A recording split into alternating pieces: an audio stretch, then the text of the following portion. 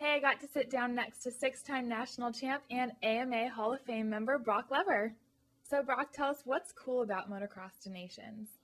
Well, it's the one time, in our sport. I mean, it's truly the Olympics of motocross. I mean, we have no other format or area race or a race that we can do something like that. And it's the only time you're really teamed up, representing your country solely.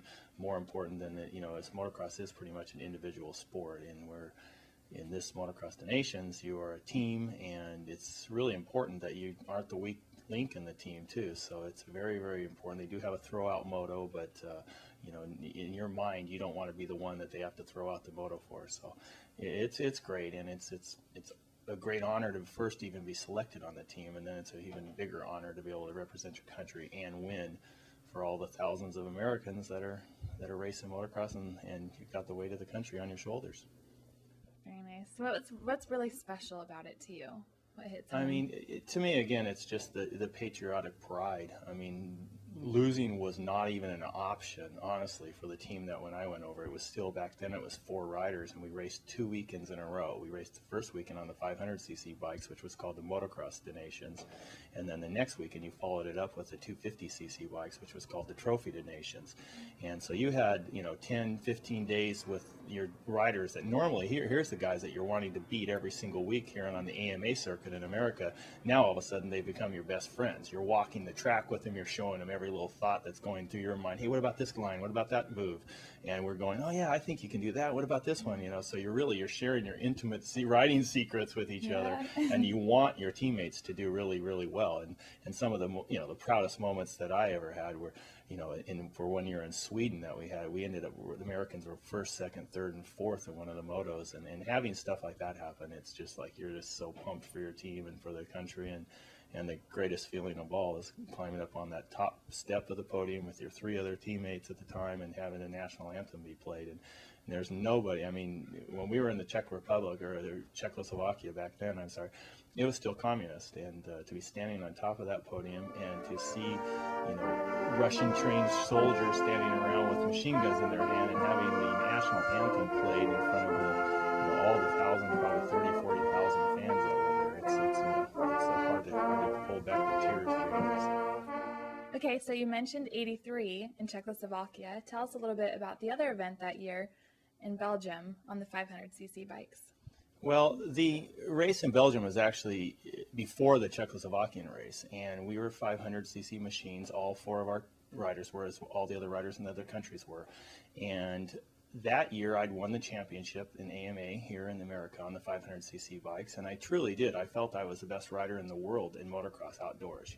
Outdoors was always kind of my specialty.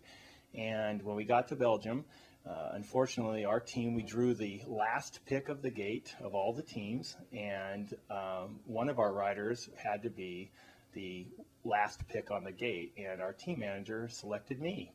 And it didn't go over very well for me. His belief was that I was the best 500 rider, so I should be able to work my way through the pack. Mine was, well, if I'm the best, let me get a win, because a win is a win, and that's the best points we can get. So when the gate dropped, I was fortunate enough to get a good start and get into the lead, and ended up winning the race. The next race, next moto, second moto, the weather got bad, started drizzling. The track had previously been dry and dusty, and vision became a big issue, and I was trying to work my way through the pack.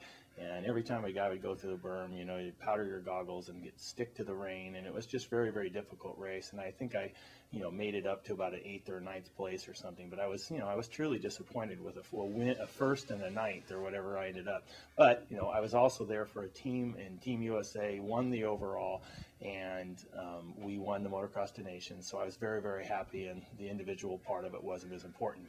But that whole week, coming into Czechoslovakia, I was like, okay, I'm going to win this thing overall. And not only is our team going to win, but I want to make sure I do my best too. And it started out great. Again, I won the first moto. And in the second moto, myself and Mark Barnett and the world champion in 250, George Jobet of Belgium, who was also our biggest country rival. We were all in a big heated battle for the win, or second moto win, and it was just one of those things where I felt kind of like James Stewart did last year, where you don't really want to hang it out for personal pride as much as you want to make sure your team wins. So I knew if I could just stay where I was right there, in a tight race with Mark and George, that we would win the overall. And so I stuck it out right there and ended up getting the overall win. But more importantly, the American team, we won the overall Trophy to Nations. So that was a great weekend. So you were inducted into the AMA Hall of Fame. Tell us, what's that like? Well, I mean, it's a great honor to be, recognized for your accomplishments in the sport. When you're young, you start out as it's just a hobby, something that you want to do. I mean, motocross was the coolest thing I'd ever seen. I remember seeing the movie On Any Sunday, and it's like, wow, that's the coolest thing I've ever seen. I got to do that. And then pretty soon one thing turns to another. Next thing you know, you find out you have a little talent for it. But to think that, you'd follow in the footsteps of some of the greatest riders, especially in this country, and to get your chance to be recognized, it's a great accomplishment for me, and I'm very proud of it. And so it's something that can never be taken away from me, and I'm, again, I'm very honored to be there. Well, thank you so much for your time, Broc. And you guys keep watching, because we have more footage of Broc from previous Nations.